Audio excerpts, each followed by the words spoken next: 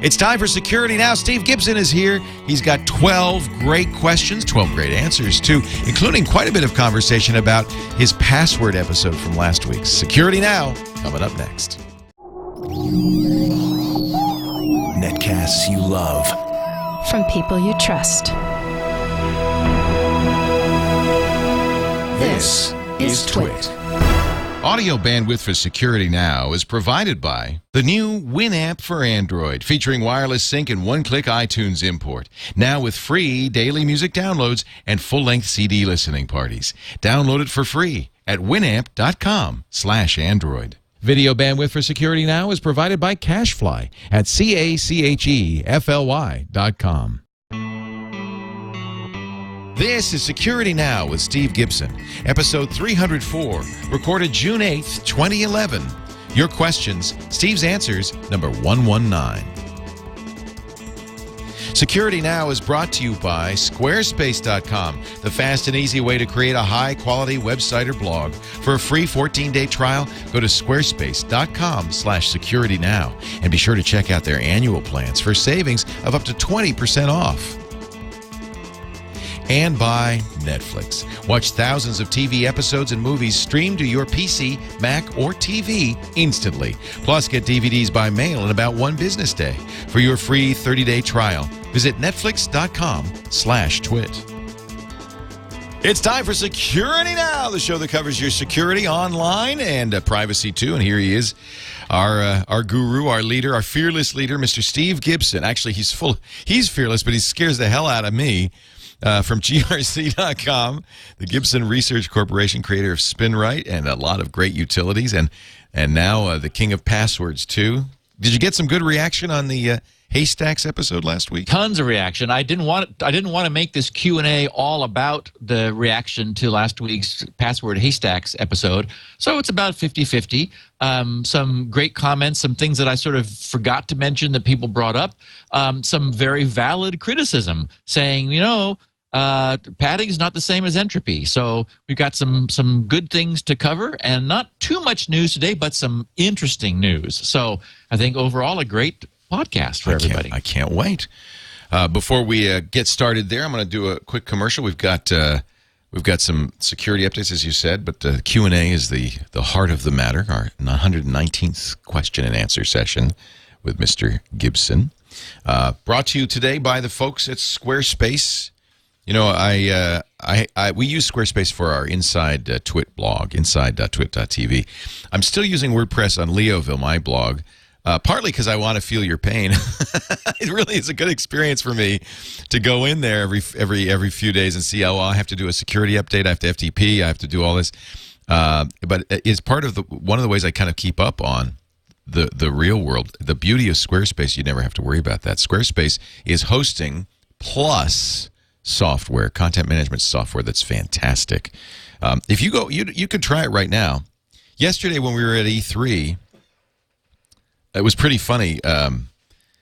Brian Brushwood said it's so easy to set up a Squarespace website. We were standing, we did the ad while we were standing at E3 at the Modern Warfare, Call of Duty booth. And there was a countdown, like a minute countdown before, or something like that, before the Call of Duty trailer was going to begin. And Brushwood said, I bet you somebody can create a website on Squarespace featuring the countdown before the countdown runs out. And a number of people took the challenge. I went on Twitter, and there were 3 or 4 websites in Squarespace for the countdown. Wow. So it just shows you not only how quickly you can make a Squarespace site, but how quickly you can make a great I'll see if I can find those countdown sites. How quickly you can make a great Squarespace site. If you are, you have a website, but maybe you're ready to move to a great hoster, a great software, you could try it for free right now at squarespace.com/securitynow. If you don't have a site, you got to get one. And more importantly, if family, friends, or your favorite business don't have a site, Alex Lindsay went into a restaurant. They didn't have a site, so he went to squarespace.com. He clicked the Try It Free button, set up the site. All you need is a name, a password, and an email address that they could send you for the password to remember it. He set up a site before he left the restaurant, and what he did is he gave him the site name and password. and said it's yours for 2 weeks. Go ahead, knock yourself out, enjoy. If you like it, it's yours. No charge, because he liked the restaurant so much. That's the kind of thing you could do with Squarespace. Go to squarespace.com/security now. Take a look at the examples in every area, from blogging to business, from photography to nonprofits, music, media, and publishing, and more. Squarespace.com/security now. You will be blown away. Here's the Jars of Clay website. This is a big band, and the fact that they use Squarespace for their site is pretty impressive. Squarespace, it's a good-looking site, too. That's the other thing I like about Squarespace. You can't tell it's a Squarespace site. I mean, that's not necessarily a bad thing, but it's not. There's most web software, content management software, all looks the same. Not Squarespace. You see, they've got their Twitter included in there. They've got a player so that you can listen to their new album. I mean, this is awesome. Tour dates, their Facebook page, their photo gallery. I mean, how easy is this? And it's all running on Squarespace. That's how powerful this is. I want you to try it today. Squarespace.com/twit. You don't have to be a major recording artist to have a Squarespace site. Just somebody who wants a website.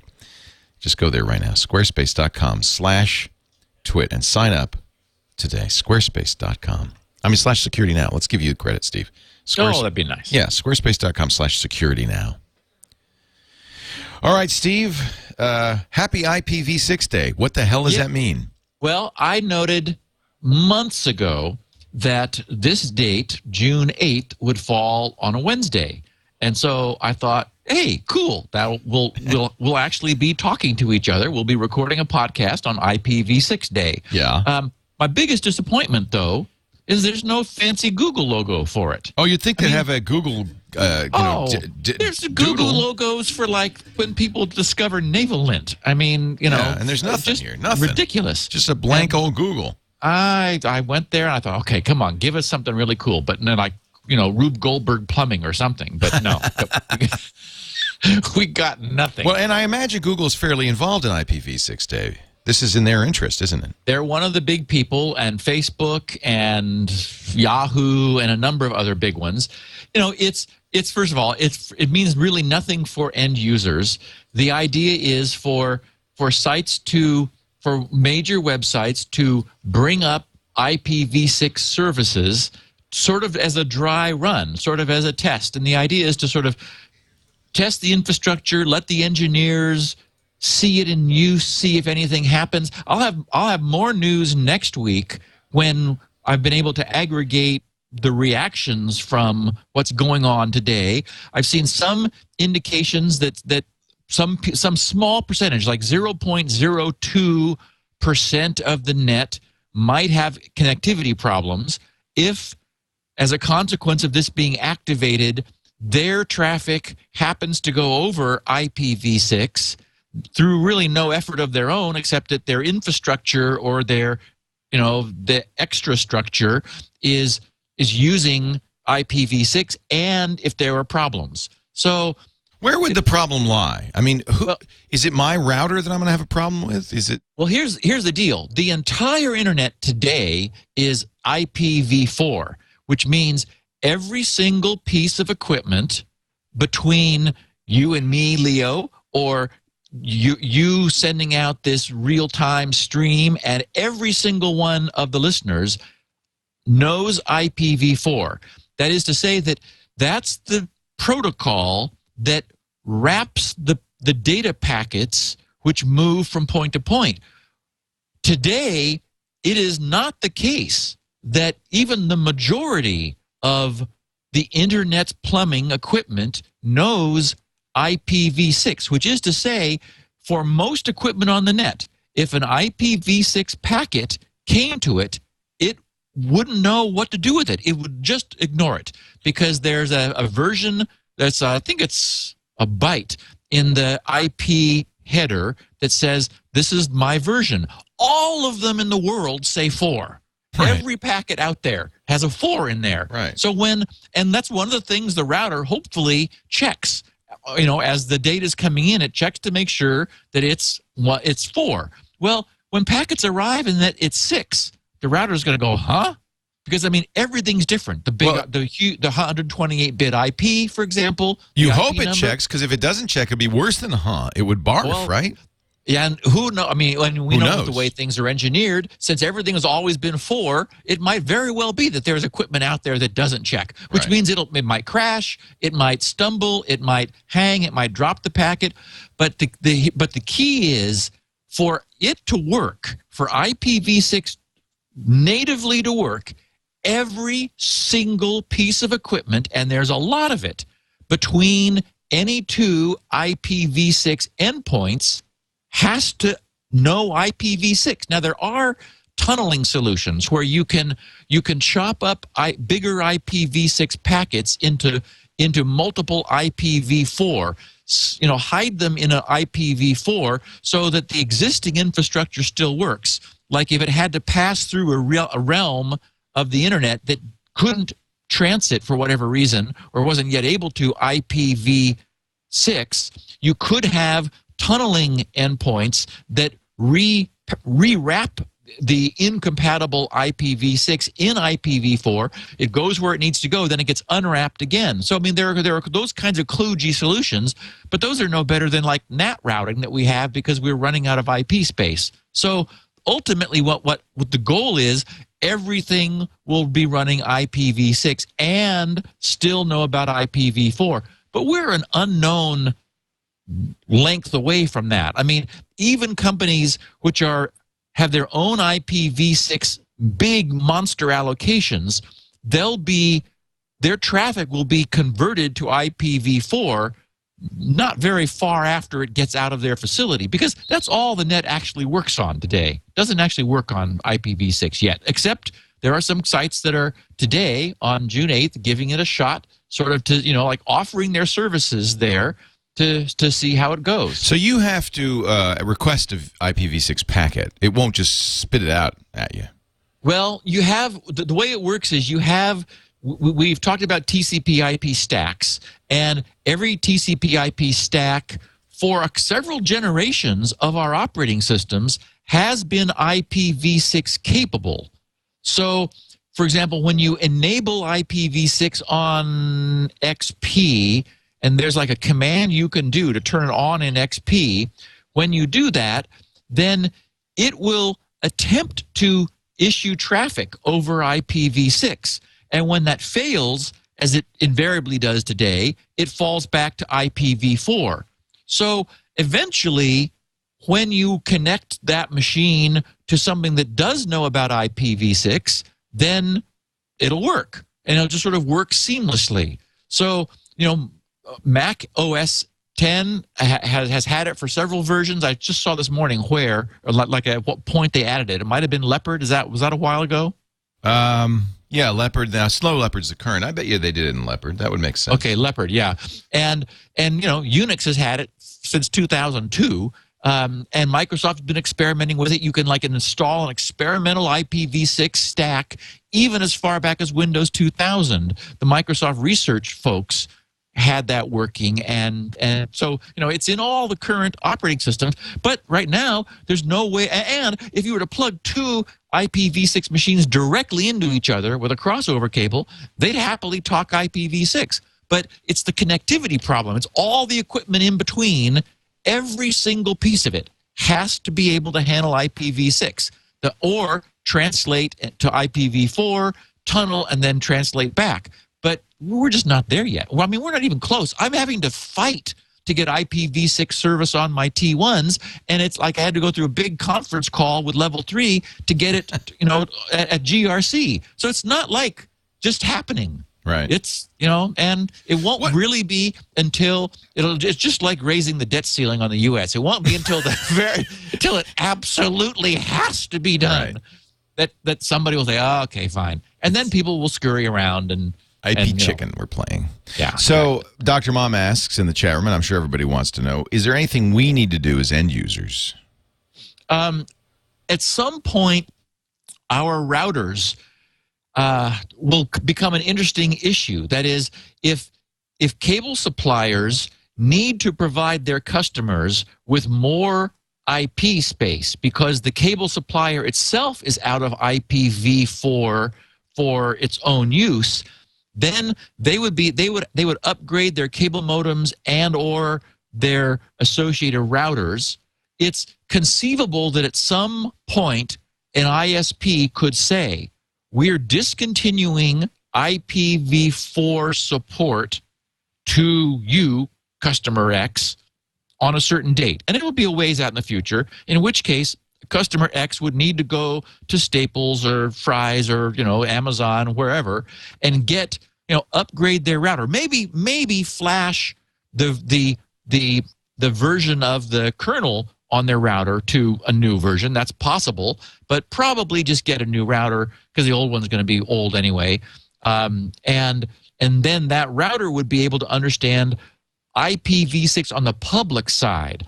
Now, if it passed IPv6 through on the private side, then finally all of these machines that have been sitting around our operating systems for the last couple of years waiting would suddenly be able to use IPv6. I mean, it doesn't do anything really more for us. We'll be talking about it in detail. It's got some, security IPsec protocol built in to the definition rather than being layered on top. So there are a few nice things about it. Mostly it's, massive address expansion, and also has a bunch of features that make routing tables for the internet, which are already a problem because they're just so fractured and fragmented. It brings a new architecture there that allows the internet's infrastructure to work a little bit more efficiently. But what I'm betting is any home router, any Soho router that people buy will always be offering IPv4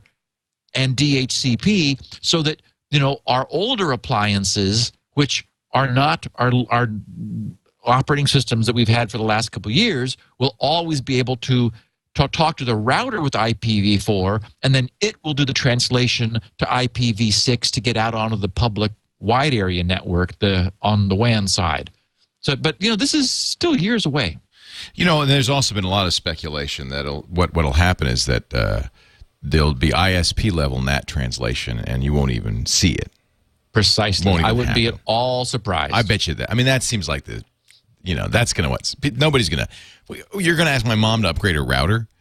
Yeah. The ISP would get all these calls. I mean, there is mess at every level. I mean, this is why there's the inertia and the reluctance is everyone's like, well, if we don't have to do it, we really don't want to. Maybe it'll just go away. Well, it won't go away. It's not going to go away.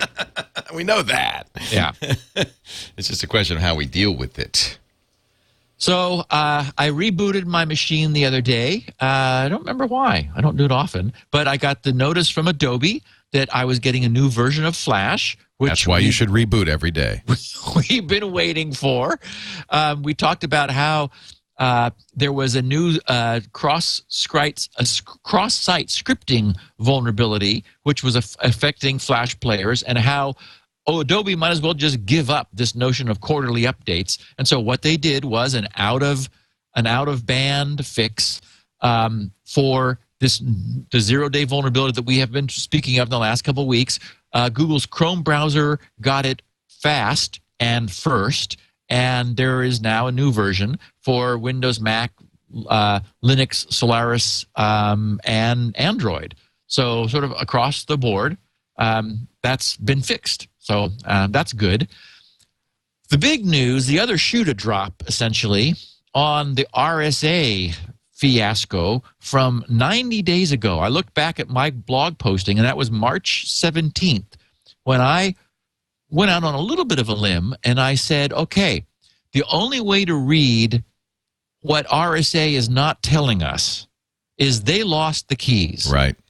And, I mean, there just isn't any other way to interpret it. Well, they have fessed up. They lost the keys. They lost the keys, and we're talking 40 million of them.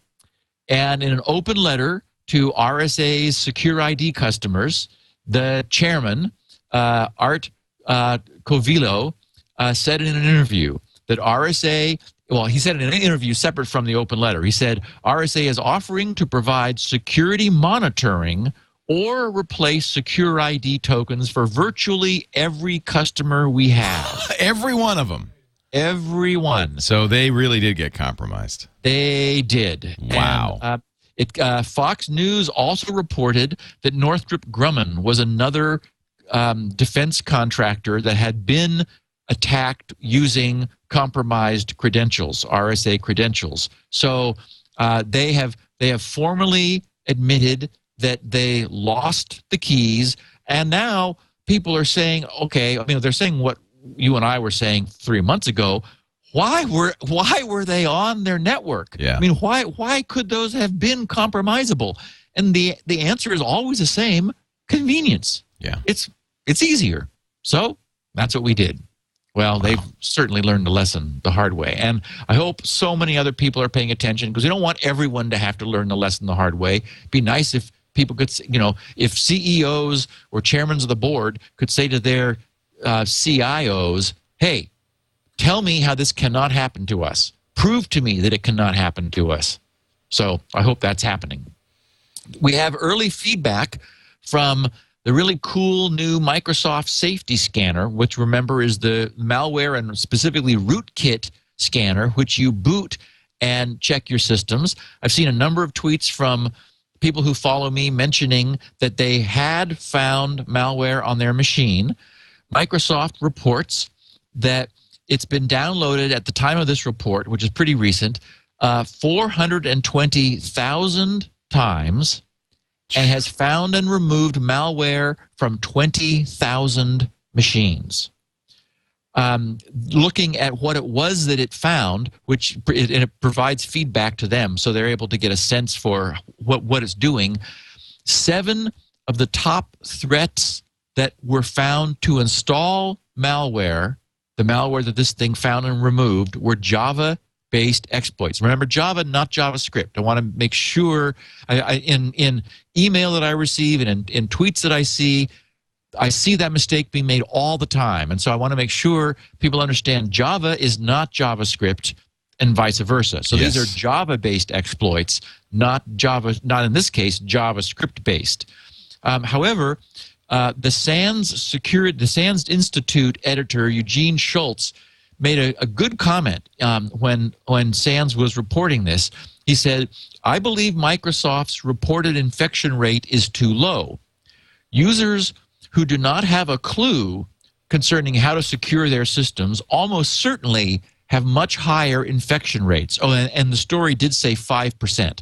So he says almost certainly have much higher infection rates. And they ain't running any Microsoft scanner software. That's exactly his point. He says these users are not aware of Microsoft's Safety Scanner, let alone of how to download and run this tool. But more sophisticated and security-aware users are. Microsoft statistics, thus, in all likelihood, apply almost entirely to the latter group. So that's a very good point, is that, I mean, anyone who's running this is already savvy. They're listening to this podcast. They're able to, burn bootable CDs or USBs and reboot systems. This is not your typical user. So it says something that 5% of those users are being caught out by 7 out of 10 are Java-based exploits and finding rootkits on their machine that were otherwise hidden from them. Although, as we noted, when you go to that site, it says you've been sent here by Microsoft support. Presumably, of the people sent by Microsoft support, it's like 90% have rootkits. That's so very, very that may skew those numbers also. It's hard. I think you just can't tell from the 5%. It's not meaningful. Yeah. I went to docs.google.com an hour ago in order to put these documents up for you, Leo. Yep. And it was over HTTPS. Certificate Patrol, which is the add-on I have mentioned a number of times and have been liking, popped up and said certificate exchanged mostly harmless. And then at the far right, it said docs.google.com. This is the first time I have received that, and I was tickled that it did this. So what this was doing was, this is exactly what it's for. And so far, all it's been doing is popping up every time I go to a site that I haven't visited since I installed Certificate Patrol.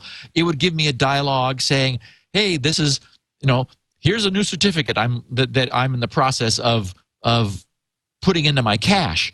And so that's not very informative, although that's how I learned, like, for example, that Facebook is using DigiCert, I think it was. And I looked at them, and their certificates are far less expensive than VeriSign. So, and if Facebook's using it, they're good enough for me too. So I'll be switching and saving myself a lot of money because I've been using VeriSign from day one. In this case, Certificate Patrol did what's really cool, which is it noted a change in SSL certificates when I revisited a site that I have already visited. In this case, I don't know what Google's doing, but the old certificate, that is the prior one that it had, was only issued 28 days ago, and the new one was issued 13 days ago. And what's nice is it provides you with a side-by-side display where you're able to see, you know, allow your eyes to just scan down and see what parts have been changed. And, you know, everything was the same except, of course, the serial number, which is a hash that's always going to be different. That was different on the 2. And then some MD5s and other stuff toward the bottom were different. But, and then, of course, the issue date and the expiration date and how much longer the certificates have. And so, and it commented that this certificate was exchanged even though the prior one wasn't near expiring. So it does some nice little interpretation for you to sort of help you understand what's going on. So I just wanted to raise it because to our listeners, it's the first time I've had a certificate change, and it works. And of course, what this does is this alerts you to if there were a man-in-the-middle attack, if your employer or your school district or somebody were changing certificates on you and using a different cert in order to filter your SSL traffic, this would pick it up. And there's no way you could be fooled because the certificate would change even if the issued name were the same. For example, if a government was going to play this game, and we talked about a story recently where some governments were trying to use fraudulent certificates, presumably to monitor their citizens, even though they were over SSL connections. So this prevents that, or at least alerts you that something fishy is going on, and then also helps to interpret what it is. So it's very cool. Very interesting, yeah. And this has got to be the best thing I've seen in a long time. In our attacks and breaches section, my subhead was endless Sony breaches. And it just won't stop. It just, I know. We're at 13 now. Different breaches of Sony. And my friend on Twitter, Simon Zarafa, sent me a link this morning that's got to be the funniest and best website I've seen. The URL is hassonybeenhackedthisweek.com. And, I mean, it's a legitimate website. And I went there, and there's a big red yes with a frowny face. He probably doesn't have to update this site that often. So, has Sony been hacked this week.com now exists. Yes. And then it says latest hack, so you can always see when the latest hack is. Yep. And that in fact, is a hoot. Isn't that great? Has Sony been hacked this week.com. I mean, that's the kind of website you really don't want to have your name in. But Sony does. Attack number 13 occurred 2 days ago on June 6th, which was Monday. And it was Sony's European website for professional broadcasting equipment. The attacker of the website said that he just used standard injection techniques for SQL. Now they're standard, Leo. They're not even, a big deal. It's like, We go get them at the SQL injection store. Oh, absolutely. Yeah. In order to access the database, where he got information of usernames, plain text, passwords, mobile numbers, and emails for around 120 users, not 35 million like we've seen recently, but 120.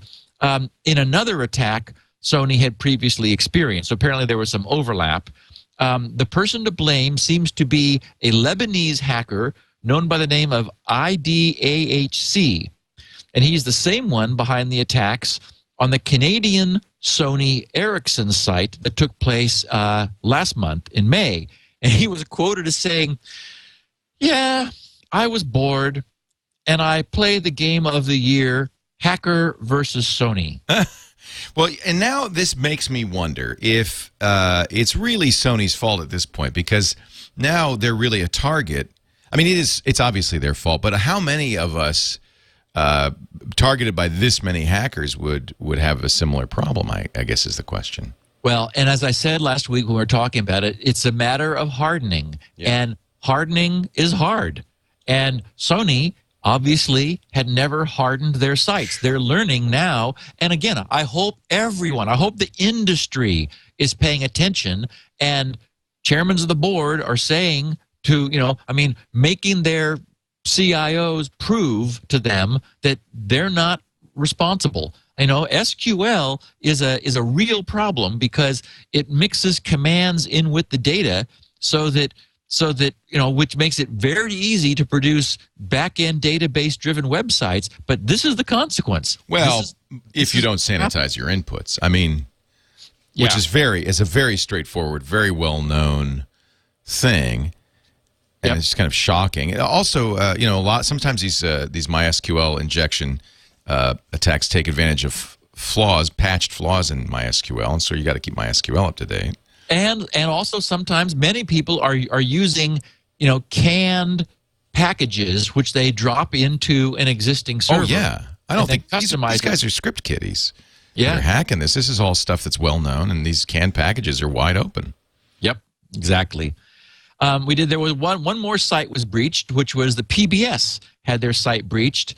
It caught my eye. I got a kick out of it because PBS themselves said that hackers broke into their website and posted a phony story on the PBS website, falsely claiming that deceased rapper Tupac was alive and well and living in New Zealand. Of course he is. So apparently the group Lulz Security, L-U-L-Z Sec, Lulz Sec, is believed to have attacked PBS due to them being upset about the WikiLeaks story. So here again, it seems that, well, if you want to attack a site, the site's just there waiting for you to do so. Crazy. Yeah. And I got 3 little blurbs from the Twitterverse that I want to share. Andronicus, whose actual name is Andrew Skertvelt. I'm sorry, Andrew. Skretvedt. Skretvedt. Thank you, Leo. I don't know. I'm thinking of that. He says, so I'm staring at 26 USD/BTC. So at the time that he tweeted this, we're now at $26 per Bitcoin. No. He says, if you're still holding your 50, how does it feel to have $1,300 of value? Wow. I spent mine back at 35 cents. Do you still have your 50? Yeah. See, the only reason it's inflating at this rate is because people are using it for money laundering. It has to be. It has to be. Right? How could it possibly be worth $26 a Bitcoin? Well, it's scarce. It's hard to make them, It's scarce and it's useless. You get government employees knocking on your door wondering if you're growing weed. My fingernail clippings are scarce. It doesn't mean they're worth $26 each. No, I got fingernail clippings too, Leo. But mine are. Yours are not that scarce. I'm just saying scarcity alone, there's no inherent value. I'm very puzzled by this. Well, I think right. it's money laundering. It could be scarce and abandoned, and I've seen some interesting criticism recently. People talking about how this doesn't make economic sense. I mean, to me, all of these arguments sound a little evangelical. Like they've got a cross to bear. I'm talking about, all we did on the podcast was talk about the very cool technology, and I analyzed it from a crypto standpoint. And it's just bulletproof. It was beautifully designed for what it is. So, yeah. Actually, I think this is what's going on. There's speculation going on because there are some people who think, maybe I should buy up some Bitcoins because it's possible this will become a non-governmental currency, a valid non-governmental currency. And down the road, this, as you said, there is a limited number of Bitcoin. This could be a very valuable, scarce resource. It's got to be speculation at this point. I would agree. I think it has to be speculative. Yeah. Crazy. Muon Capture, whose real name is Michael Bowman in Mobile, Alabama, he said, tried the MS Sweeper rootkit detector/removal tool mentioned on last SN episode. Doesn't work on a TrueCrypted hard drive. And I meant to bring that up, which is why I wanted to say it now. Many people have tweeted that fact, that it is not TrueCrypt compatible. And that's, of course, true, because TrueCrypt, remember, has to boot from the special boot sector that it has, which then enables its boot time encryption, and then it basically installs a short-term driver to get the OS going, at which time the OS takes over with a TrueCrypt driver in the OS in a seamless handoff. But what that means is, and this, of course, is why you have TrueCrypt, is to the outside world, it's just gibberish. It's random, literally pseudo-random noise. So, unfortunately, the only way to run it on your system would be to go through the labor or the time-intensive process of removing TrueCrypt from the hard drive, then running the scanner on it, and then true encrypting it, which I think few people are likely to do. But I did want to acknowledge all the people that have made the comment that, whoops, this thing won't work if you've got your drive encrypted, and that's absolutely the case. Hey, here's Go ahead. Just a side note on the Bitcoin story. Today, Senator Charles Schumer of New York and Joe Manchin of West Virginia wrote to Attorney General Eric Holder a letter expressing concerns about Silk Road, which is a Bitcoin exchange site, and the use of Bitcoins to make purchases there. The senators have asked the Attorney General and the DEA to shut down Bitcoin. Well, they can't. They can't. No. This is interesting. The Senate is now aware of Bitcoin, is a little concerned. Yeah. What if the government closed the bank accounts associated with Bitcoin? Well, they can attack the U.S. domestic exchanges that they could get because they have, a known, clear public presence. They cannot do anything about exchanges offshore. Outside the U.S., and they certainly can't do anything about the network itself. It's a peer-to-peer service. There's no central place to shut it down. Right. But they could close the membrane that allows Bitcoins to get turned into real currency. Correct. And well, they could close it domestically. Locally, so it would just be the U.S. that didn't have access to it, or unless we used a non-U.S. provider to do that. So.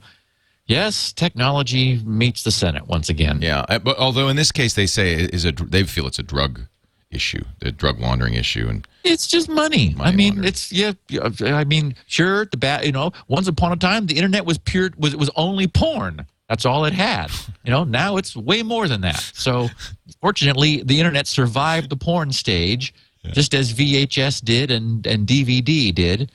I just don't blame. I never blame the technology. No, the technology is neutral. It's ethically and morally neutral. It just provides a capability. You're right. So people will be people. Zeno, who's Joe in Wisconsin, asked, "What was the max range of the portable dog killer?" Now, there's going to be the return of the portable dog killer. You're going to make one? You're going to make a new one? I have to. I spent a really annoyed afternoon with a friend of mine barbecuing on Sunday with this little yappy dog next door that will not stop. And Mark he's been so patient with the neighbors. He texts them and then they apologize, but they're not at home. And then they come back and they bring the dog in. And this has been a year now. He's been putting up with this little yappy dog. Now, many people, in response to the portable dog killer story, and if anyone listening to this doesn't know what we're talking about, we're not talking about something that kills dogs. That's the whimsical name for something I built when I was 16. It does not kill dogs. It annoys them. Yes, it trains them. It's an acoustical trainer. So many people have asked for plans for the portable dog killer, and many people have said, hey, Steve, here's a link to one. Well, I've purchased, out of curiosity, about 6 of these things and given them to Mark to try to use, and they don't work. They're just useless. So I will be recreating. This is a background project. I don't know what the timeline will be, but I will document it. I know that it will be based on a 1,600-watt tweeter, which ought to do the job. And probably a piece of tuned PVC piping in order to provide aiming, and we'll set up a standing wave in the pipe in order to maximize the effect. So aiming anyway, and amplification. And amplification and directionality. So will you sell this for Bitcoin if people want to buy it? Well, I'm not going to sell it, but I'll fully document the project with plans and everything that I went through. It'll be on the website at some point in the future. So you should tweet about that tweeter, I think. I thought I saw this and I thought, okay, well, I ought to tell people what's going on, that there will be a return of the portable dog killer, and anybody who needs this is going to be overkill, probably, but if you're going to make something that's loud, you might as well make it as loud as you can. So he's got some problems with birds and up in the trees too. This ought to just blow them right out of the tree. So Jeez Louise. We're gonna have to get the ASPCA to monitor this podcast pretty soon. And I do have a nice bit of Spinrite feedback from Mark Botner, who wrote on June 7th. So just yesterday, he said, "Dear Steve, a coworker and friend of mine recently told me about Security Now episode 291, which was all about the Stuxnet worm. As I listened to more episodes of Security Now, I figured out that you were indeed the inventor of the Gibson light pen, which I finally recall from my early days of learning to program computers." He said, "Also, as I listened to Security Now, I became curious about Spinrite, because I frequently troubleshoot, diagnose, and repair PCs for my family, extended family, and friends. I did not purchase Spinrite immediately, but planned to use it the next time I had a problem with a hard disk. Well, as luck would have, shortly after listening to episode 291, the hard disk in my teenage son's PC started making a strange noise, and the system ran very slowly. Normally, I just replace disks at the first instant they start acting unexpectedly, because that's usually an early indicator of imminent failure. This time, I purchased Spinrite instead and ran it on my son's system in level 4 mode. Spinrite reported no problems, but the system has worked perfectly ever since, and I have been saved the cost of purchasing a new drive. By my calculations, Spinrite has now paid for itself and is essentially free for all my future use. Thanks for a great product, Mark Botner, Little Rock, Arkansas." And he says, "P.S. I'm now listening to all of the Security Now podcasts, starting with episode number 1, and I'm currently up to 64. They're fantastic." So thank you very much, Mark. Awesome. We have questions. You have answers. Steve's got 10 great questions, and we will get to those in just a minute. Before we do, though, let me remind all of our listeners, those who don't know yet and those who do, that we have a 30-day free trial of Netflix for you if you go to netflix.com/twit. Netflix is that great DVD by mail service. You don't have that in Germany, though, do you? I think it's only in the U.S. Yeah. You should, because this is great. So once you subscribe, now I have 5 discs at a time. You make a list of all the movies you want to see. That just by itself is kind of cool. You see, I have 237 movies on here. You can get 1 to 8 disc subscriptions. I have a 5-disc subscription. So they send you the first 5 discs on your list. Take as long as you want to watch them. There are no late fees. When you're done, you pop it in the postpaid mailer, and as little as 1 business day, your next movie on the list is sent to you. And it's very easy. Let's say I want to see Snakes on a Plane next. I just rearrange my list. They've got great list rearrangement features, so now that's number 1. You could choose the format. I usually get them on Blu-ray if it's available, but you get to choose. It is just fantastic. But that's the disc system. They've recently added streaming, and I'll tell you, this is a revolution. There's a reason why 30% of all internet traffic in prime time in the U.S. is Netflix. People are watching movies. Now, I could tell my son was home over the weekend because all the movies recently watched, They're not me. Happy Tree Friends, Family Guy, and South Park? Definitely my son. So I know what he's been up to. Hey, this is one I just watched, though. If you're a Pink Floyd fan, this is a great documentary on the making of the Dark Side of the Moon. It had some amazing interviews. I'm just going to score that 5 stars, by the way. And then it gives you more suggestions. For instance, the same group that did that Pink Floyd documentary did one on the Doors and on U2's Joshua Tree. I've got some watching to do, and the beauty of this is I go home and I can watch this right away. I can watch it on my Xbox 360, my PlayStation 3, Nintendo Wii. Most Blu-ray players now have Netflix built in. Many TVs do. Of course, your computer, your iPad, your iPhone, even now Android phones. Netflix, it's fantastic. We're going to the J.J. Abrams movie Super 8 tonight. If I weren't, I'd probably watch his Star Trek, which I loved, his reboot of Star Trek. That's on streaming as well. I'll tell you, it's fantastic. Netflix.com/twit. I know you're a Netflix member, but if you aren't, give it a try. Netflix.com/twit. And if you have friends who have not yet signed up, please do yourself a favor. Go in there and try it today. 30 days free. Netflix.com/twit. All right, Steve, I've got questions for you. Are you ready? You betcha. Number 1 comes from Shaul in Israel, a third-year geography student at Ben-Gurion University and an avid Ubuntu user. He says, Steve, I just watched the last Security Now. In the next show, can you please talk about how the new quantum computing will affect cryptography and passwords? I think you got this one from Twitter because he's got all the hashtags in it. Yep, he tweeted this, and I thought, okay, how can I best describe the problem that quantum computing will represent to cryptography? And the analogy that first popped into my mind was it will be very similar to what will happen to bank vaults when we have teleportation.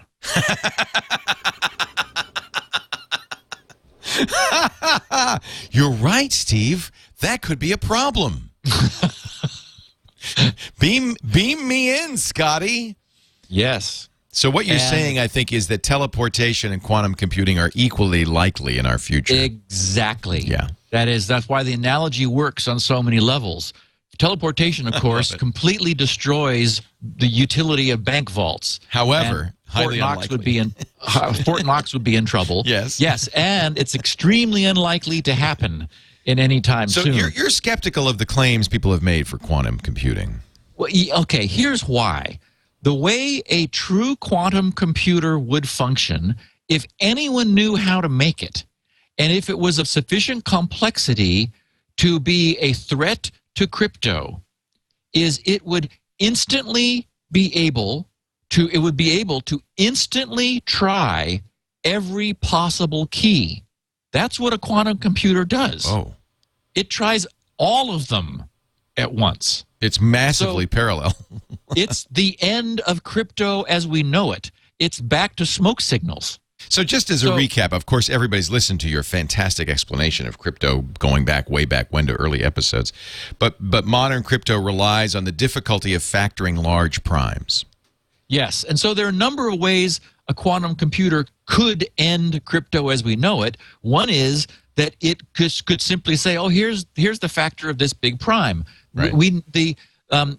One of the ways that crypto works is that it for example, public key crypto relies on that we don't have, we've tried and tried and tried and tried and tried. All the best minds in the world have tried, the math guys, to come up with a way of determining what 2 factors are of a really big prime, and they can't. Or what 2 prime factors are of a large composite, basically to perform a prime factorization. And there's just no solution for it that we've found. Presumably, a quantum computer, that's one of the first things you ask it, is when you hatch it or grow it or whatever you do, is, do this. The other possibility is that you could set up a problem with any kind of a key where it's literally able to brute force the key instantly. It would try all bit combinations at once. That's what a quantum computer can do. Wow. So it's the end of life crypto life as we know it. And again, We're nowhere near it happening. There will, it needs to have a level of complexity that can handle that, and it's purely theoretical at this point in the first place. And when we start having them, they won't be able to be that complex. And in order to be complex enough, the challenge just scales exponentially. So you're basically saying it's as likely as an Einstein-Rosen bridge from here to Mars. Yeah, it's not something that we need to worry about today, and we'll have plenty of notice. Aren't there? It seems to me, maybe I'm wrong. It's like cold fusion. There are people who claim to have kind of done this or something like it, or is that not the case? Is it purely speculative? It's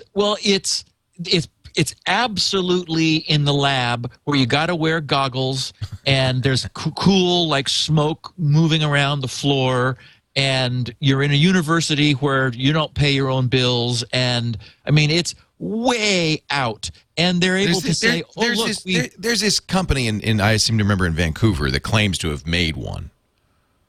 Yeah. I remember, people, I was doing this TV show up there, said, well, we got to interview him. And I had the same reaction. I said, well, no, we don't.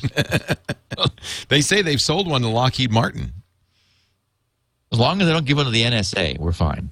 Well, I'm sure the Lockheed Martin is just a front for the NSA. They sold one to Lockheed Martin, which may be the reason that they were cracked with RSA SecurID. Actually, Lockheed Martin wouldn't need to have SecurID. They just, crack it instantly. Moving right along to question number 2. Daniel Summers, also from a Twitter question, at DanJSUM in Albuquerque, New Mexico. Your hash on the client comment got me thinking. Is there a good way to have secret salt on the client? Would secret matter? You better untwist this tweet. Yeah, I made just an offhand comment, threw it out there at one point last week, saying that if when we're logging into websites, the website we're logging into were to locally hash our password, then all of these problems that we've been discussing disappear. That is, the client, the browser, would hash it, turning whatever we use. I mean, it could be, hi, Mom. Actually, that's probably a bad example, but I mean, it could be something very simple. The browser would hash it so that only the hash would go over the line, the wire over to the server. So the plain text hash, the plain text password would never be available to be stolen and so easily reused elsewhere, which is what we've been seeing. We're complaining that, like Sony apparently never hashed a password in his life. Sony just stores them all in plain text. All the ones that get out are in plain text. I think they said they hashed them. Didn't they say they hashed them? Well, hackers are posting plain text passwords from Sony. If it's an unsalted hash, can you solve it with rainbow tables?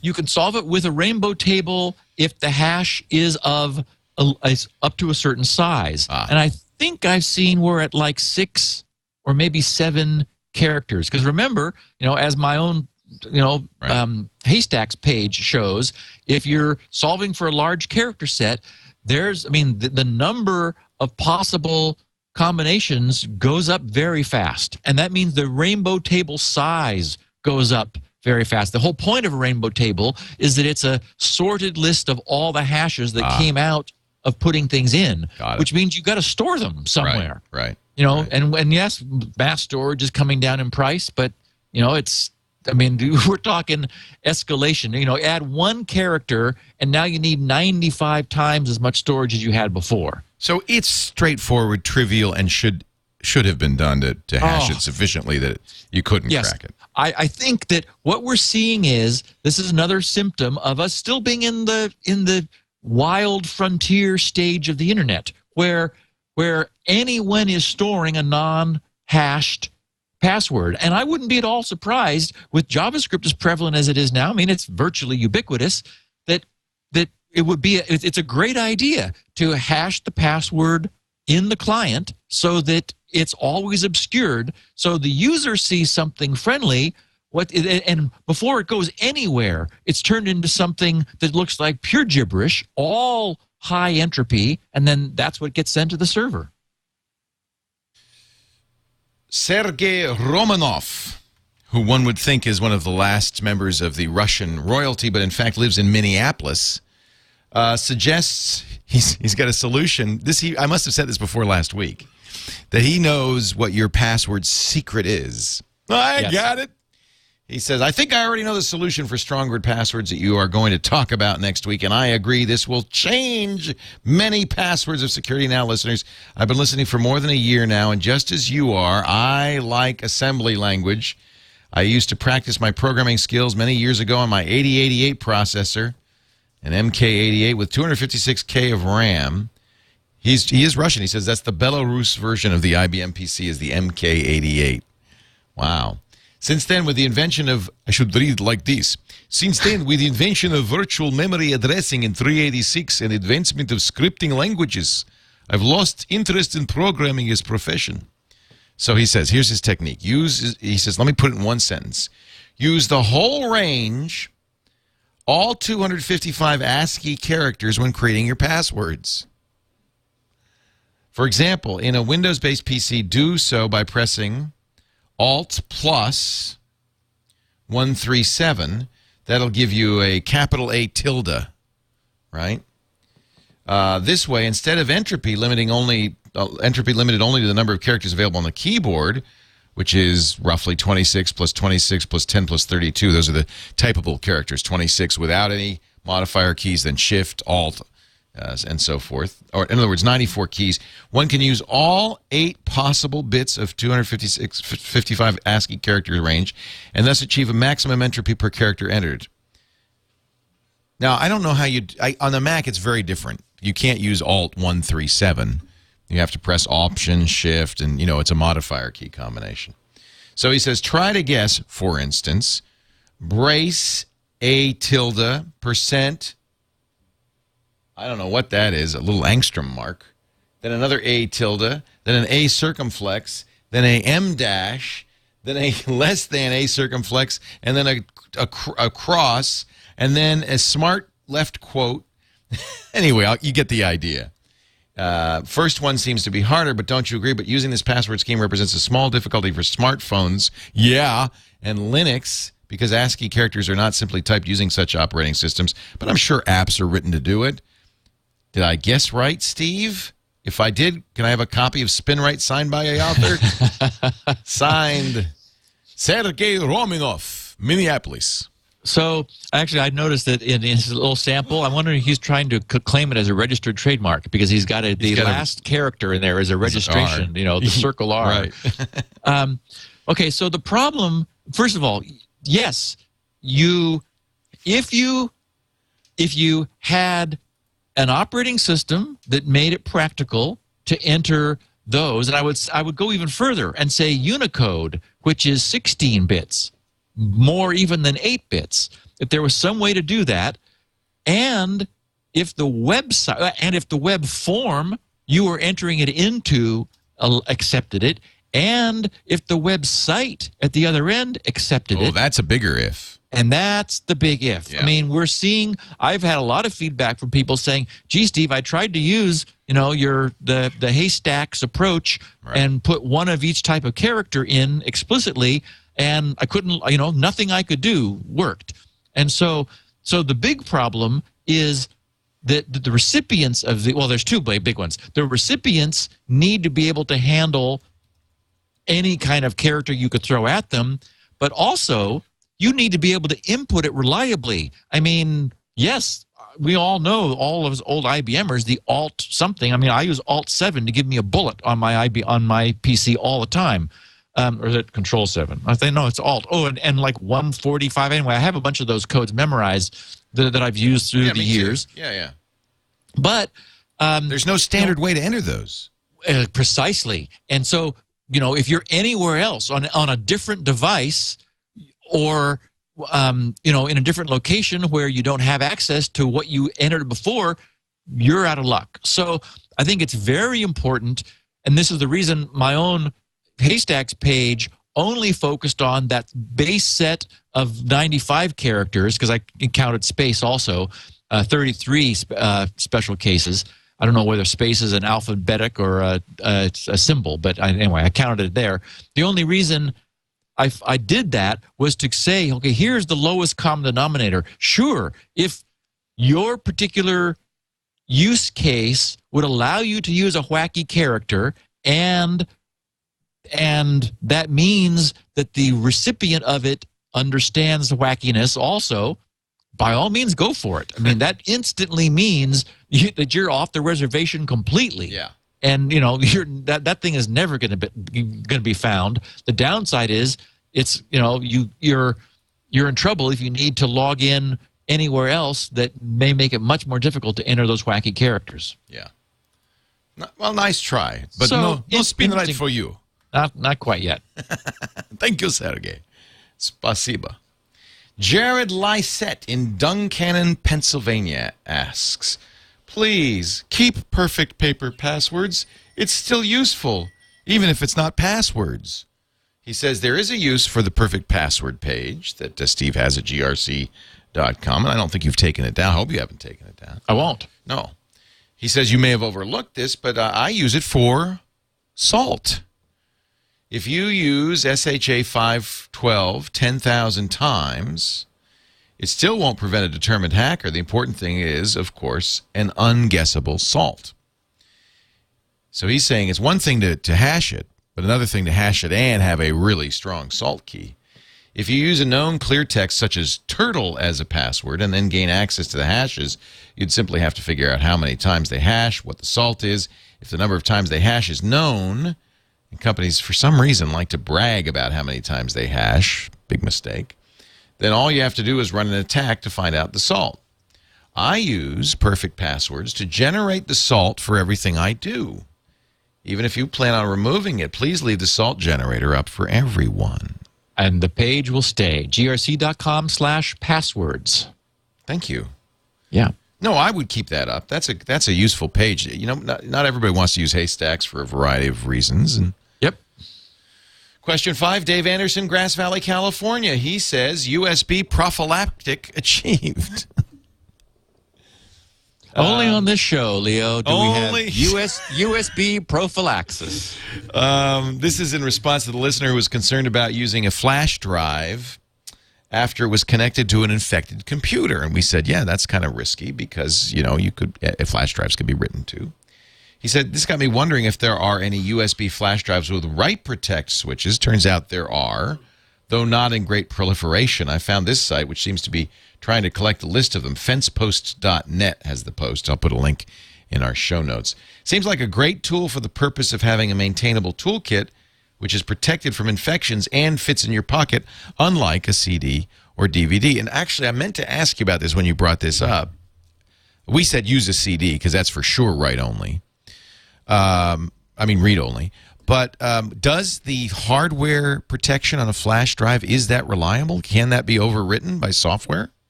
No, it is. It is enforced at the hardware level inside the drive.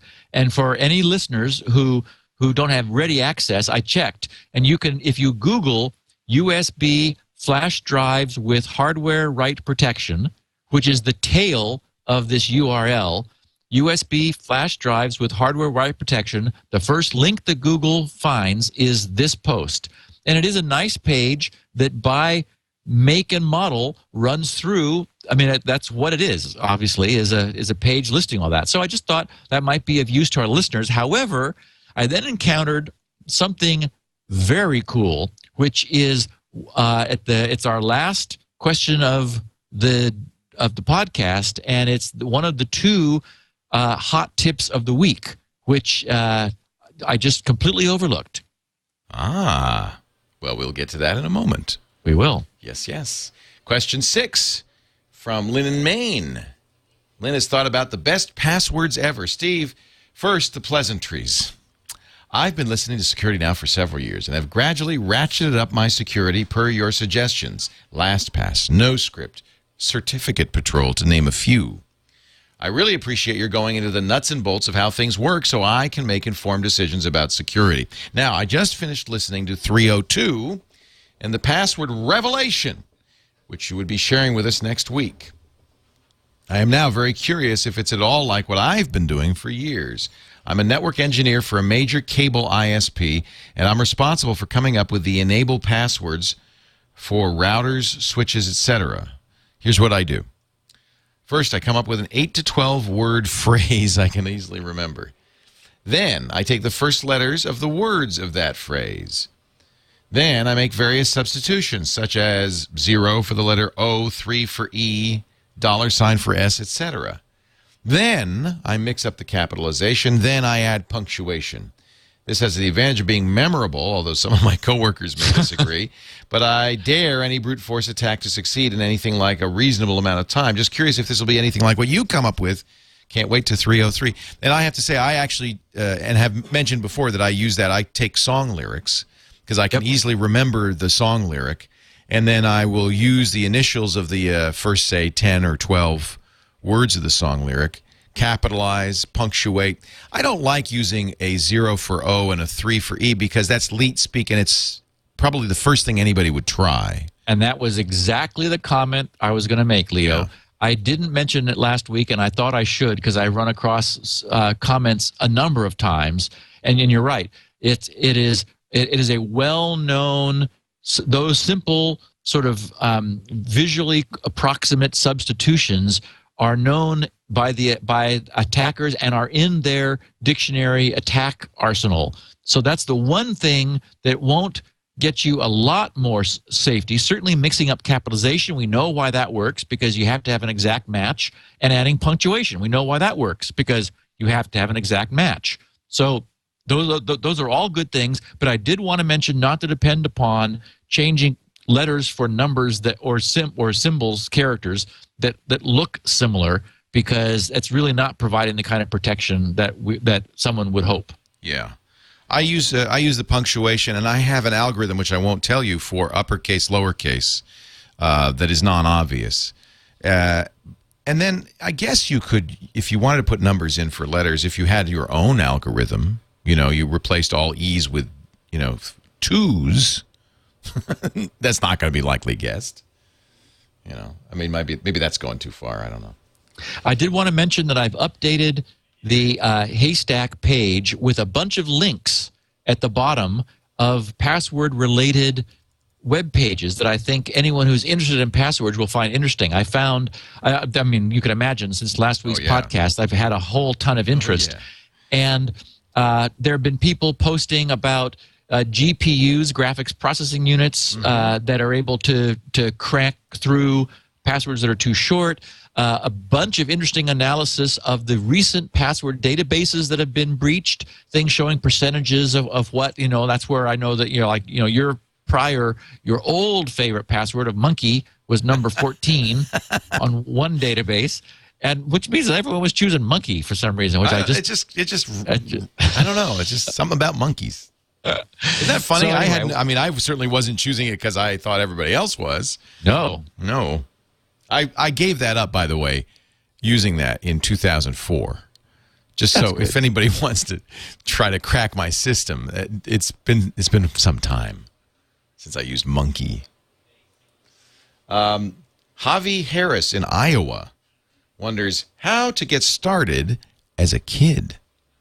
Hey, guys, let me start with this. When I first started listening, I had no clue what any of this security stuff was. I almost gave up, but iTunes insisted that I had subscribed to your podcast. So with a great deal of patience, I've slowly started to really understand all the topics you cover. Javi, well done. That's great.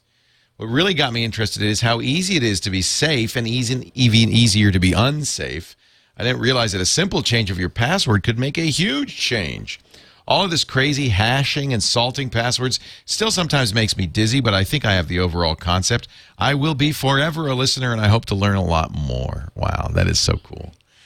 Oh, before my question, did I mention I was 16? Now my question. What can we as teens do to make our computers more secure? Yeah, it really is teens that seem to be the people who are getting their parents in trouble most of all, as you've spoken about in the past. We don't have a bunch of money or the resources most adults do. Do you have anything I could start looking into to learn more about security? As the future to computer security, I think it'd be nice to know what we can do, my generation could do. Well, I'll let you guys get back to saving the world. Before I do, one last thought. I realize I've been going on for a while. Maybe you could have a little segment on the show where you teach something new to beginner security experts or something along those lines. Just an idea. Thank you so much for having an amazing show, and keep on getting the word out to people. I've changed my perspective on internet security, and I hope many more kids like me can too. See you guys. Wow, what a great letter. So, okay, two things. The bad news, Javi, is behavior is the biggest problem with security. In today's world, it is unsafe behavior which gets people into trouble more than anything else. It's unfortunate. I mean, we'd like to have some technological solution. We'd like to be, you could download something, install it, and run it, and so forth. And if we had that, that would be great. That doesn't exist. It's behavior, which I know is like what the last thing you want to hear, because you want to do what you want to do. But unfortunately, it's doing that which causes the problems. Right. So it's, clicking on links from questionable stuff, unknown stuff that your friends send you, or going to areas of the internet that are perhaps unsavory and not as safe. People who stay with Google and Amazon and Yahoo and MSNBC and CNET, they're not typically getting themselves in trouble. It's and when they're not teenagers either. And they're not teenagers. Yeah.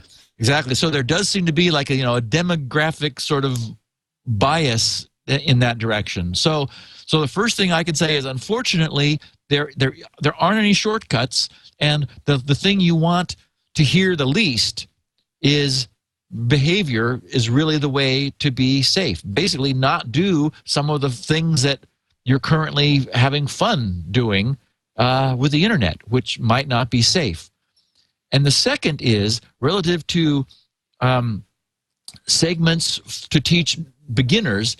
I don't know when you got hip to the podcast, but the very start of the podcast, 5.5 years ago, episode number 1, and moving forward, we spent a lot of time laying down some foundational stuff, which if you haven't heard it, there's no, frankly, I recommend that doing that more than anything else, is go back to episode 1 and work your way at whatever speed you're comfortable with forward, because we really have covered a huge amount of content in a very carefully, this builds on that builds on this, that builds on that. So for example, when I'm talking about hashing and salt, I use the term now, assuming our listeners have enough familiarity with it to be comfortable with it. But there was a podcast where we did nothing but talk about that. I mean, really carefully, what is a hash? What is salt? So all that still exists, and it's available. With grc.com/SN for Security Now will take you to that page where the entire archive is there. And Leo, I think people can get it on twit.tv too, right? Yeah, what we do, just so people know, is if you go to twit.tv/SN, every show is there. It's kind of a pain. We're redesigning the website, by the way, and roughly the same time the new studio opens, we will have a new website that will be much easier to navigate. But right now, you can go previous. But if you know our naming convention for episodes, it's really easy. It's twit.tv/SN and then the episode number. So number 1 is SN1. Number 2 is SN2. Number 3 is SN3.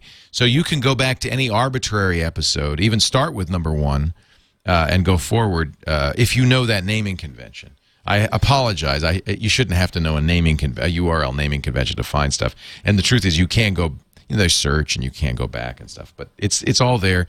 We also, you have the transcripts, which I think are great, at grc.com.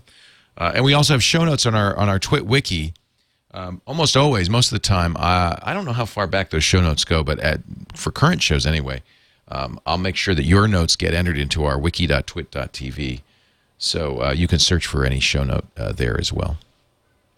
So that's another place. And actually, there's a link if you look at the show notes, there's always a link to the transcript and other information there. So that's another place to go, wiki.twit.tv. And if you are a listener and you find that useful and you want to help out, please don't hesitate to sign up for an account. It's free on the wiki. We do ask you to attach an email address to your name before you start editing, just so we know who you are. But everybody is encouraged to edit this. This is a community project, the wiki, and I think very useful. Returning to our questions. By the way, thank you. It's great to know you're listening, Javi, and keep up the good work. The truth is, if 1 in 100 16-year-olds listen, and then you take it on yourself to spread this information among your peer group, this would be a much safer place. You can be the leader here, Javi. Yeah. Thomas Kingston in Longmont, Colorado. He said he loved last week's Haystack episode, your new password technology. I've been listening to Security Now since episode 1. Crazy, isn't it? And I must say, episode 303, Password Haystacks, is by far my favorite. While I agree 100% that password length plus a combination of all 4 character types, lower and uppercase, number, and special character, and a padded style is far superior in password strength than sheer entropy, there do appear to be some examples in which your brute force password search space calculator don't match up with this logic. For instance, many websites will give you a limit on the number of characters your password can be. For example, a website that allows 32 characters, filling in 32 A's in your calculator leads an offline attack scenario of 6.29 trillion centuries, right? Seems unreasonable to me. So I figured it best to pass along the finding. Oh, I guess because if you were doing a brute force, all lowercase a's might be one of the very first things you do. So, and you didn't take that into account, I guess. So he said, I think I'd pass along the findings so people can be encouraged to use something like this after seeing the calculator's results, so in case people are encouraged. Anyhow, Great job as always, and I really appreciate all that you and Leo do, Tom. And I think you were very clear not to use the calculator as a way to test passwords. It's not a password test. Right. There's been some confusion, and immediately after, right below the calculator, I say what this is not, and it is not a password strength meter. And it can easily, because it can so easily be mistaken for one, I wanted to make it very clear. And then I drew the example that the word password, the little haystack meter ranks as very good, but of course it's very bad. So this wasn't attempting to analyze the word for its probability of being in a dictionary or anything. It was just to say what character set does the word occupy, and based on its length, how long would it take a brute force search to find it? And the common theme that I've received in feedback from people who took exception to this whole notion is they've said, wait a minute, but you could design other brute force attacks which attacked padding. And it's like, absolutely. I mean, and their point was there is no brute force strategy for pure entropy. And they're very right about that too. If your password is 24 characters of gibberish that's really random, there is no strategy for finding it. And so the purists were arguing that any padding that involves any pattern necessarily means that there would be a strategy for finding it. And I don't discount that either. So really the core takeaway was to appreciate that length really does matter in a brute force search. So you wouldn't want to take, you couldn't securely take something really weak and add padding that was like obvious padding and feel super comfortable with that. I would say take a password like you're already using and just extend it, because you lose nothing by making it longer. And even if it's simple padding, that's easy to remember. You don't have to, pad or have the whole password doesn't have to be crazy complex. And so that was really the point was, yes, pure entropy has value because you cannot design a strategy to crack it. Any padding, any lowering of entropy means, by definition, that there could be a cracking strategy designed to find it. I'm not sure that's such a problem because, don't use all dots, don't use all A's, be clever, come up with something. And Leo, just as you're not telling us what your capitalization strategy is, don't share what your padding strategy is. Don't rely on the padding, but it's an inexpensive bonus for making existing passwords stronger. Yeah, so if you go to a site that allows 32-character passwords and your normal nominal password would be 12, then you just add 18 A's, and that would be good. Yes. That's not going to show... because it's going to be as good, absolutely as good as what you had before, plus, and inexpensive to pad. Right. Yeah, exactly, and make it stronger. Brian Drake in Gallatin, Tennessee also wonders about password haystacks. He says, as someone has been using LeetSpeak, we were just talking about that, for a couple of years now to create passwords, I was happy to learn by using your haystack tool that this yields passwords that would take 1.6600 centuries to crack. Problem is, I've run into using this method, however, is that a disturbing number of websites simply will not allow you to use anything other than numbers and letters for your password, and many of these same sites have a restriction on how long your password can be. This kind of makes it difficult to use your method, and in some cases there's no choice in using a different company if you discover that they only allow you to have weak passwords. For instance, my university, I'm not going to change schools, even though they allow weak passwords only. Do you have any suggestions as to what one can do in those cases, or how we can get organizations to adjust their password requirements? And while we're at it, would it be too much trouble to get people to put in the password requirements, put them beside every box where you have to enter them in? It's a pain to punch in a password and have the system reject it for some unspecified reason, so you keep trying until you realize it doesn't like the special characters you've been typing in. That's a pet peeve of mine, too. I hate that. It happens to me all the time, because if you use strong passwords, you will frequently run into sites that say, oh, by the way, you did this, or that's annoying. Tell me up front, please. Yeah, I posted this for that reason. I thought Brian made some very good points. I'm sure all of us who are trying to be strong with our passwords are constantly, just as you are, Leo, running across sites where they don't make it clear up front. It's only after you give them one, then they say, we forgot to tell you that here's the following criteria for passwords. Well, the fact that they have any is purely customer service. I mean, it's what their reps don't know how to, what that A with a circle around it is called an @ sign, or, backtick, or circumflex. If you don't know the names of these things, it would be hard to explain it to somebody. But I don't know. It's just, again, Brian and listeners, we're clearly in a frontier era still.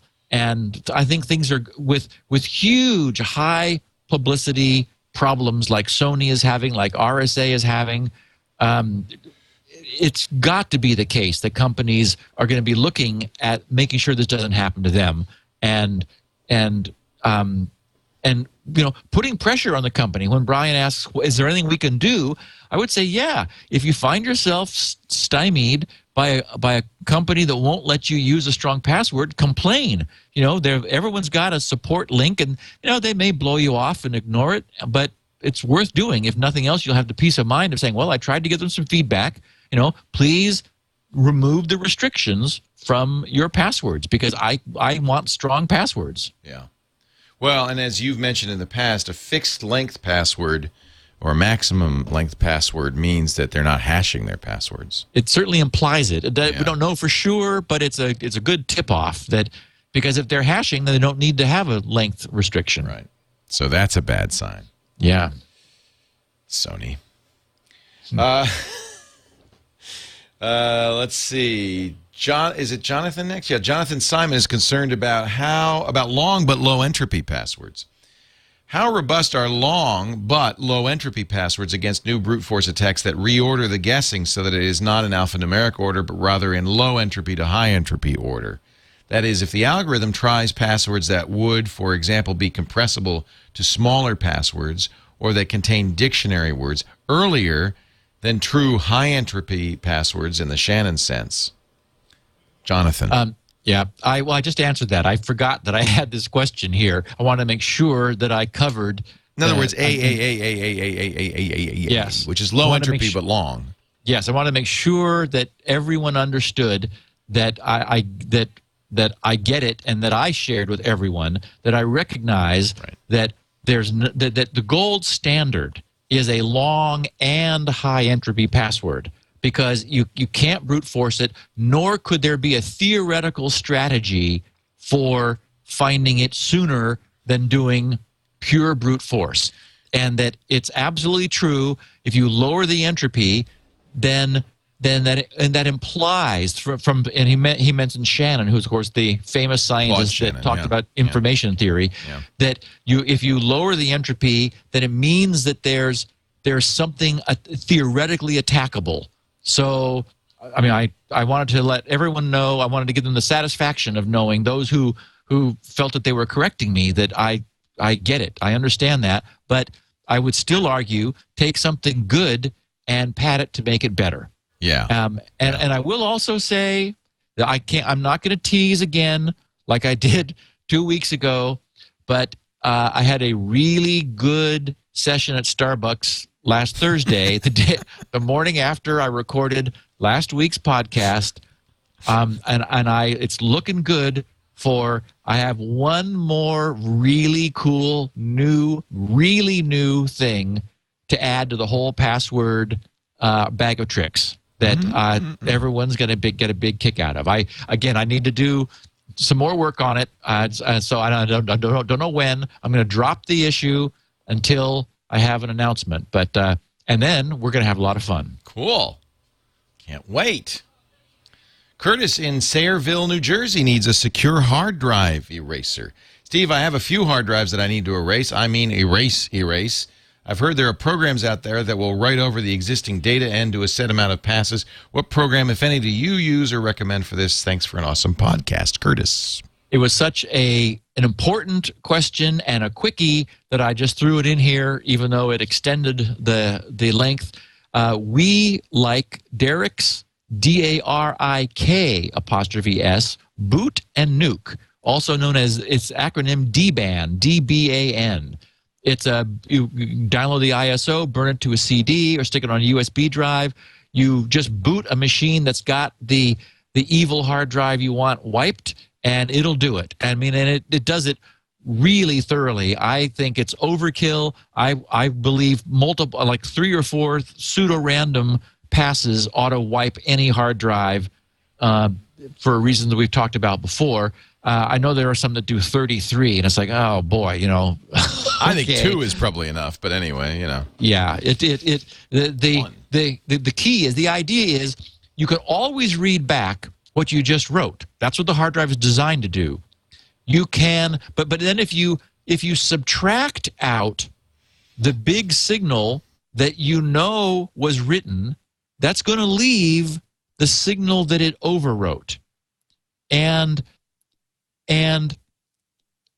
if you subtract it out, then you get the signal that it overwrote, which might have been what was stored before. And that's probably the limit of what we're able to do. So my theory is, you record pseudo-random data so that you don't know what it was you recorded, and then do it a second time, just to sort of, so that the top 2 layers are just absolute noise, and that's going to do a really good job at wiping out anything that was stored magnetically beforehand. Easy to find. Yeah. Just Google DBAN. That's it. DBAN. Finally, question 12 comes to us from Mark Hull in Charlotte, North Carolina. It's the doubleheader tips of the week. I've been a listener since the beginning. I just want to comment on the easy way to remember the pi, which we've replaced P with pi, by the way. Pre-internet encryption acronym. When sending things to the cloud or sky, it's easy to remember pi in the sky. In other words, encrypt before you pi, or you sky. You sky. Pi before you sky. Also, when doing troubleshooting on machines that might be infected, I use a USB to SD adapter with the SD's lock. Most SD flash have lock. I think by definition and in the spec, it has to. Okay. Yeah. So he does it. He sets it to read only on the SD card, puts it in a card reader that turns it into a flash key that's write protected. And that's what I loved. I thought that was such a great tip, Leo, because, here we're like, oh, well, I've got all these thumb drives around. They don't have write protect on any of them. But I also have SD cards from different things, and every single one has a write protect on it. So that's a perfect solution. And now you can get them huge SD cards. You can put all kinds of stuff on it. But write protecting an SD card and then putting it in an SD to USB adapter, you got the best of both worlds. I'm still wondering if so you're saying that's a hardware lock that prevents you just cannot you can't go around it, software can't end around it or anything. Correct. There is at the hardware level is a write request line in the actual hardware spec, which you raise this wire in order to enable writing, and then it latches the data at the connector into the chip. This switch disables that. It breaks that connection so that it is dead to writing. You cannot write to it. Now, I remember back in the antivirus days, there were people that were getting SneakerNet, pre-internet, when we had floppy disks. The floppy drives had a notch on the side. The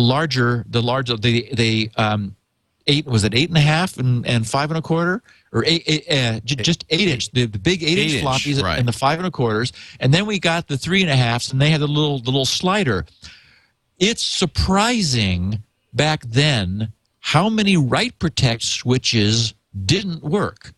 That is, the disks didn't have them. They just had a window that was open or closed, but there was a little micro switch in the drive somewhere that you were depending on to provide you with write protection. And I remember being really surprised the percentage that were broken, and most people never knew, because you would only know if you attempted to write to a protected disk and you succeeded, which is normally not something you do. So the one thing I would say to people is, when you lock your SD, try to write to it just to make sure the switch really does work. Good idea. Yeah. So a little double check. Steve, we are done. 12 questions, good and true, and you have answered them all to the best of your ability and knowledge. Congratulations. Do you have a plan for next week? I don't. We'll see what brings. I've got a list of things I want to get to. Something could happen between now and then. If not, well, I'll pull something from the list and we'll have a great podcast. That I can guarantee. Well, I want to, before we sign off, invite everybody to visit bricks.twit.tv. We still have some bricks left. Bricks on our wall of honor. That's how we're kind of funding some of the expensive upgrades we're making to our brand new studio. We call it the Twit Brick House, or sometimes the Brick Twit House, depending on your mood at the moment. Careful how you say that, Leo. I didn't want to do that while you were drinking. I apologize. Yeah. If you go to bricks.twit.tv, you'll see we have regular 8x4 bricks, which you can inscribe 2 lines of 15 characters each. By the way, you can always get a duplicate brick for an additional cost for your home, so you can just have it on your desk, which is kind of neat. We also have 8x8 bricks, larger paving sizes, and those can have 4 lines of text or a logo for an additional fee, and that's kind of neat if you want to put your company logo. Please don't hesitate to promote your company or yourself or your Twitter handle or your Facebook page. That's great. We love that, and I have to say, I've been looking at the first list of about 650 inscriptions, and they're so touching. They're so moving. Some of them are in honor of family members. In fact, a good number of them are. Some of them are just thanks, for Twit. Somebody did one for John C. Dvorak that says, "In the morning." We've got the Diamond Club from NSFW. We've got a whole bunch of interesting bricks. It's going to be a cool wall right behind the reception area. As you come into the new studio, you'll see all the bricks there. Buy a brick and then visit your brick. We'd love to have you do that. Yes, and if you're You don't international, really hear that's not a phrase you get a chance to use often. visit your brick. Come visit your brick. If you're outside the U.S., you can't use the website. I do apologize for that. That's not our limitation. It's the fulfillment company that we're using. That's how they do it. But they will take international orders from their toll-free number. That means you can Skype to 855-TWIT-BRX, Monday through Friday, 6 a.m. to 5 p.m. Pacific time. 1-855-TWIT-BRX.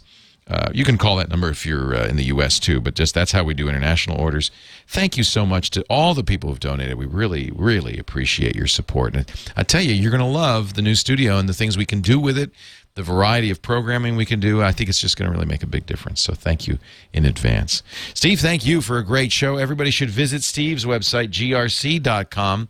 That's where you'll find Spinrite, the world's finest hard drive and maintenance utility. You can also find all the previous shows there. You can find password haystacks, even perfect passwords. Everything's there. There's a great menuing system. And if you've got a question for Steve's next Q&A episode, grc.com/feedback is the place to go. We do this show every Wednesday, 11 a.m. Pacific, 2 p.m. Eastern at live.twit.tv. That's 1800 UTC. So please stop by and watch the live show, but you can always subscribe after the fact. It's on iTunes, it's on the Zune Marketplace, everywhere podcasts are, or find it on grc.com or twits.tv/SN. And there we have it. Thank you, Steve. Thanks, Leo. Great to see you, and we'll see you all next time on Security Now. Security Now.